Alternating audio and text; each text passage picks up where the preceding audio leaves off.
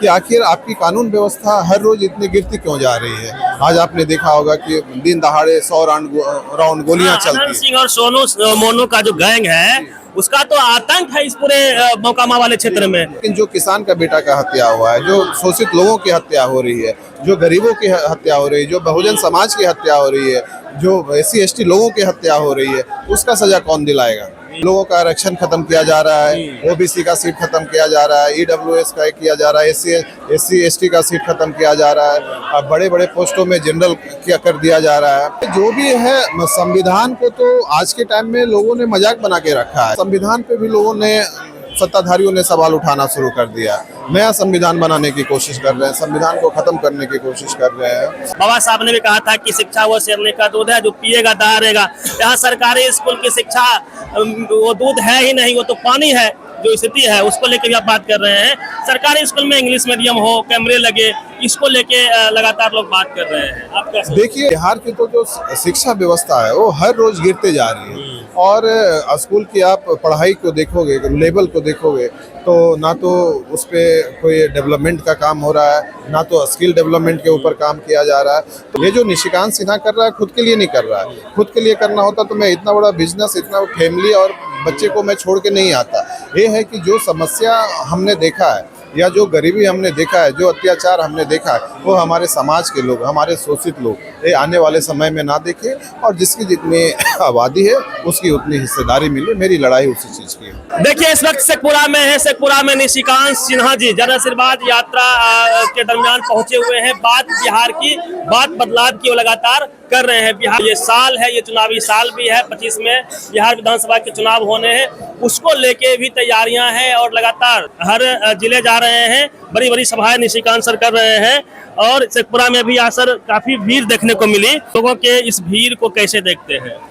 मैं इस भीड़ का जो है वो लोगों का प्यार मिल रहा है, अपने इस बेटे को, अपने इस भाई को लोगों का प्यार, लोगों का सम्मान मिल रहा है। और मैं जहाँ पे भी मैं जा रहा हूँ, चाहे वो नवादा हो, चाहे वो नालंदा हो, चाहे वो अरवल हो, चाहे वो सासाराम हो, चाहे समस्तीपुर हो, चाहे खगड़िया हो, और चाहे शेखपुरा हो, हर जगह भारी संख्या में लोग आ रहे हैं मेरी बातों को सुनने के लिए, मेरे विचारों को समझने के लिए। लोग अपना प्यार दे रहे हैं, सम्मान दे रहे हैं। तो मैं हमेशा चाहूँगा कि इनके प्यार को और इनको सम्मान के ऊपर मैं हमेशा खड़ा उतरूँ। और जो आज के समय में इन लोग अपनी समस्याएं से जूझ रहे हैं, जो इन लोगों को विकास से दूर रखा जा रहा है, जो विकास से दरकिनार किया जा रहा है, तो आने वाले समय में हमारा समाज, और खासकर 90% का जो हमारा समाज है, जो वर्षों से पिछड़ा है, वर्षों से उन्हें आज़ादी नहीं मिली है, और हर क्षेत्र में अभी भी वो पीछे हैं। चाहे वो शिक्षा का क्षेत्र हो, चाहे रोजगार का क्षेत्र हो, चाहे वो नौकरी का क्षेत्र हो, चाहे व्यवसाय का क्षेत्र हो।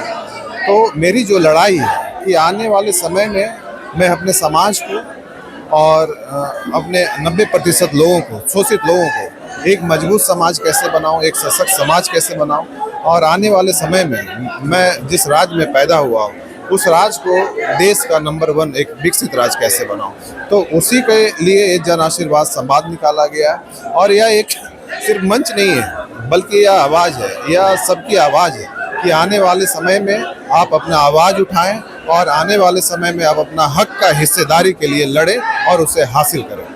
सर, पूरे बिहार की बात करें या पूरे देश की बात करें, जो जाति को व्यवस्था रही उसके वजह से अभी भी गैर बराबरी समाज में सबसे अधिक है। और जो 90% की आप बात कर रहे हैं, उनके 90% बच्चे आज भी सही शिक्षा नहीं ले पा रहे हैं। बाबा साहब ने भी कहा था कि शिक्षा वो शेरने का दूध है, जो पिएगा दहाड़ेगा। यहाँ सरकारी स्कूल की शिक्षा वो दूध है ही नहीं, वो तो पानी है। जो स्थिति है उसको लेकर भी आप बात कर रहे हैं। सरकारी स्कूल में इंग्लिश मीडियम हो, कैमरे लगे, इसको लेके लगातार लोग बात कर रहे हैं। आप कैसे? देखिए, ये पिछड़ा समाज जो है वो हर क्षेत्र में पीछे है। हर क्षेत्र में पीछे रहने का वजह है क्योंकि उनका जो एजुकेशन है वो प्रॉपर उन्हें नहीं मिलती है, अच्छी तरह से उनको शिक्षा नहीं मिल पाता है। और हमेशा से जो लोगों को जो विकास से दूर रखा गया, वो पिछड़े समाज को ही रखा गया है। और लोगों का आरक्षण खत्म किया जा रहा है, OBC का सीट खत्म किया जा रहा है, EWS का किया जा रहा है, SC ST का सीट खत्म किया जा रहा है, बड़े बड़े पोस्टों में जनरल क्या कर दिया जा रहा है। और ये कर दी जा रही है। हाँ, तो ये जो भी है, संविधान को तो आज के टाइम में लोगों ने मजाक बना के रखा है, चाहे किसी भी सरकारें हो। मैं किसी का सरकार का मैं नाम नहीं लेना चाहूँगा, लेकिन इस जो संविधान हमारे डॉक्टर भीमराव बना के गए थे, अंबेडकर जी बना के गए थे, वो संविधान पे भी लोगों ने, सत्ताधारियों ने सवाल उठाना शुरू कर दिया। नया संविधान बनाने की कोशिश कर रहे हैं, संविधान को ख़त्म करने की कोशिश कर रहे हैं। तो जो कि उनके बड़ा विद्वान और उनसे बड़ा कोई ज्ञानी आज तक इस देश में कोई पैदा नहीं लिया है, जो कि इस तरह से संविधान बना। तो बिहार की तो जो शिक्षा व्यवस्था है वो हर रोज़ गिरते जा रही है। और स्कूल की आप पढ़ाई को देखोगे, लेवल को देखोगे, तो ना तो उस पर कोई डेवलपमेंट का काम हो रहा है, ना तो स्किल डेवलपमेंट के ऊपर काम किया जा रहा है। तो जब तक एजुकेशन व्यवस्था और स्किल डेवलपमेंट के ऊपर काम नहीं करोगे, जब तक ये जो पलायन है, जो बेरोजगारी है, वो बढ़ती जाएगी। और बेरोजगारी बढ़ने का सिर्फ एक वजह नहीं होता है, सिर्फ शिक्षा का ही खराब होने की वजह से नहीं बढ़ती है। आपको हर चीज़ को बदलनी होगी, आपके स्वास्थ्य की व्यवस्था को बदलनी होगी, आपको कानून की व्यवस्था को बदलनी होगी। मेरा हमेशा एक सवाल होता है सरकार से कि आखिर आपकी कानून व्यवस्था हर रोज़ इतनी गिरती क्यों जा रही है। आज आपने देखा होगा कि दिन दहाड़े 100 राउंड गोलियां चलती हैं। सिंह और सोनू मोनू का जो गैंग है उसका तो आतंक है इस पूरे मोकामा वाले क्षेत्र में। सरकार के साथ है अनंत सिंह, तो उतनी कार्रवाई हो नहीं पाती है। ये तो देखिए, बड़े लोगों के लिए दिन दहाड़े गोलियां चलना तो समझ में आता है। यहाँ तो गरीबों को हत्याएं हो रही, गरीबों को मारा जा रहा है। बड़े लोगों के तो सजा चलो ठीक है, अपराधी पकड़ा भी जाता है, लेकिन जो किसान का बेटा का हत्या हुआ है, जो शोषित लोगों की हत्या हो रही है, जो गरीबों की हत्या हो रही है, जो बहुजन समाज की हत्या हो रही है, जो SC ST लोगों की हत्या हो रही है, उसका सजा कौन दिलाएगा।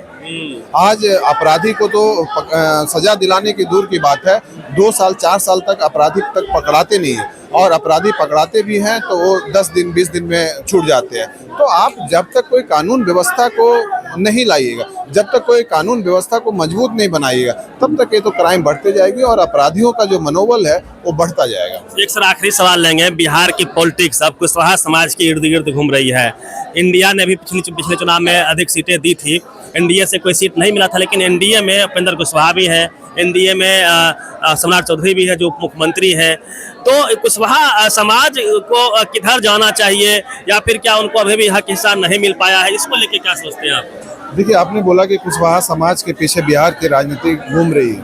ये लोगों को बात नहीं पता है, या लोग भूल गए हैं कि कुशवाहा समाज उसी समाज की विरासत से आता है, जिस विरासत के महान नायक सम्राट अशोक ने पूरे बिहार ही नहीं बल्कि पूरे देश और दुनिया का नेतृत्व किया था। हम लोग उसी विरासत से आते हैं, कहीं ना कहीं हम उन्हीं के वंश हैं और उन्हीं के अंश हैं। तो हमारी उपलब्धि तब होगी जब हमारे समाज के पीछे इर्द गिर्द घूमे, ना कि कुशवाहा समाज किसी और समाज के पीछे घूमे। क्यों हम घूमेंगे भाई? हमारी तो पूर्वजों ने हमें शासन करना सिखाया है, हम लोगों ने न्याय धर्म के रास्ता को अपनाया है, हम लोगों को शासन करना पता है। तो जहाँ हमारी बिहार की तीसरी सबसे बड़ी आबादी है, अगर अल्पसंख्यक और यादव के बाद देखें तो कुशवाहा तीसरी सबसे बड़ी आबादी है, पर हमारे समाज के लोगों का मनोबल को तोड़ा गया। यहाँ इस राज के सत्ता में बैठे लोग हमें विकास से दूर रखने का काम किया, हमारा मनोबल तोड़ने का काम किया, हमें दरकिनार किया गया और राजनीतिक क्षेत्र में पूरी तरह से ख़त्म करने का इन्होंने कोशिश किया है। क्योंकि जब हमारे बिहार में जब जातीय जनगणना हुई तो जहां हमारी 14% की आबादी थी, उस आबादी को कम करके इन लोगों ने 4% की आबादी दिखाई गई, ताकि आने वाले समय में हम राजनीतिक क्षेत्र से दूर रहें, हम सत्ता से दूर रहें। तो अब वही सत्ता में आने के लिए हम अपने समाज को, हम अपने शोषित लोगों को जगाने के लिए आए हैं। और ये जो धांधली हुई है, आने वाले समय में किसी भी समाज के इस तरह का जातीय जनगणना में धांधली ना हो, और जिसका जितना आबादी है उसको आपको दिखाने में क्या समस्या है। क्योंकि सर 25 में चुनाव भी है, क्योंकि आपके सभा में इतनी भीड़ हो रही है, तो जाहिर तौर पे तमाम जो पार्टियां हैं, गठबंधन है, वो आपको इनवाइट भी करते होंगे। किधर जाने की टेंडेंसी है, क्या आगे का रोड मैप है? देखिए, हम किसी के साथ जाने के लिए हम ये सभा नहीं कर रहे हैं। हमारे साथ बिहार की जनता है, बिहार के लोग हैं, और बिहार के लोग चुनाव के समय जिधर जाने के लिए बोलेंगे हम उनका समर्थन देंगे। अंतिम समय में फैसला लिया जाएगा। हाँ, ये अंतिम समय, क्योंकि ये फैसला हमने बिहार के लोगों के ऊपर छोड़ा है। ये जो निशिकांत सिन्हा कर रहा है, खुद के लिए नहीं कर रहा है। खुद के लिए करना होता तो मैं इतना बड़ा बिजनेस, इतना फैमिली और बच्चे को मैं छोड़ के नहीं आता। ये है कि जो समस्या हमने देखा है या जो गरीबी हमने देखा है, जो अत्याचार हमने देखा है, वो हमारे समाज के लोग, हमारे शोषित लोग ये आने वाले समय में ना देखें और जिसकी जितनी आबादी है उसकी उतनी हिस्सेदारी मिले। मेरी लड़ाई उसी चीज़ की है। निशिकांत सर थे और पूरे बिहार में जन आशीर्वाद नाम से यात्रा भी कर रहे हैं। इनकी पहचान एक समाज सेवी और प्रख्यात बिजनेसमैन के तौर पे होती है। वजह है नवादा हो या फिर पूरे पूरे बिहार में जहाँ भी जो गरीब बच्चे होते हैं उनको गोद लेके वो बाहर पढ़ने के लिए भेजते हैं। जो गरीब बेटियां होती है उनकी शादी का पूरा खर्च उठाते हैं। ये इनकी यूएसपी रही है। और बिहार में शिक्षा को लेके बदलाव, लॉ एंड ऑर्डर कितना मजबूत हो उसको लेके बातचीत हो रही है, बातचीत कर रहे हैं। और जिसकी इतनी संख्या भारी उसकी उतनी हिस्सेदारी, जो जगदेव बाबू का कहना था 100 में 90 शोषित है, शोषितों ने ललकारा है, धन धरती और राजपाट पे 90 भाग हमारा है। तो साकार उनका सपना साकार कैसे हो उसको लेके लगातार मीटिंग कर रहे हैं। निर्णय कब पॉलिटिक्स में किधर से कैसे एंट्री करना है ये बाद में ये बताएंगे। लेकिन फिलहाल इस वीडियो में इतना ही। पूरी बातचीत किया प्रतिनिधि रवि मेहता, पब्लिक पिलर, शेखपुरा।